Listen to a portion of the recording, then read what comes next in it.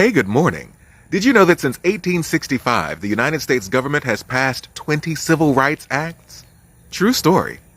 That's 20 pieces of legislation that were designed to protect non-white people, specifically black people, from white anger, white hatred, and white violence.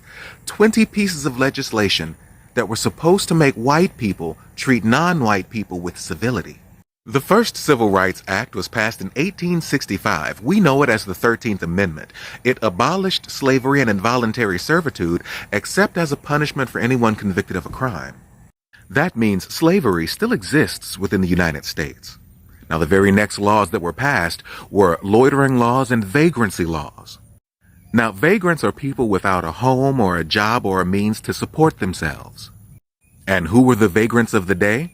Well, newly freed black people who had neither plantation to live or work on. Simply being free in America at this time was a criminal offense. And standing around businesses or farms looking for work was also a criminal offense because now you're loitering. And overnight, the prison population went from 95% white to 95% black. Immediately after that, we got the Civil Rights Act of 1866, which guaranteed the rights of all citizens to make and enforce contracts and to purchase, sell, or lease property. Why is this important?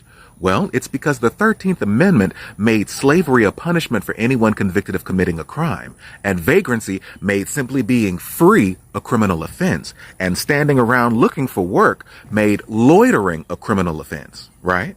So now you've been arrested for committing a crime and now you're the property of the state.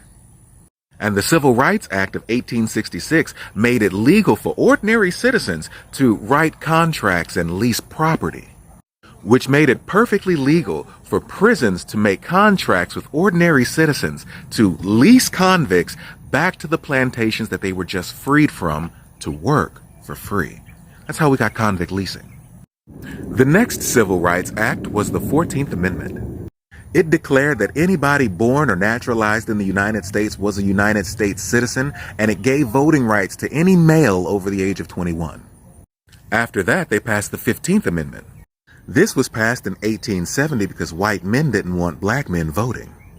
That same year, we got the Civil Rights Act of 1870, or the first Ku Klux Klan Act, because, white people didn't want us to vote.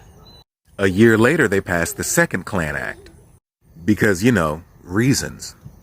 Now, all of these were added because the Supreme Court ruled in Scott v. Sanford that the Constitution does not apply to free or enslaved black people and that the Negro has no rights the white man is bound to respect.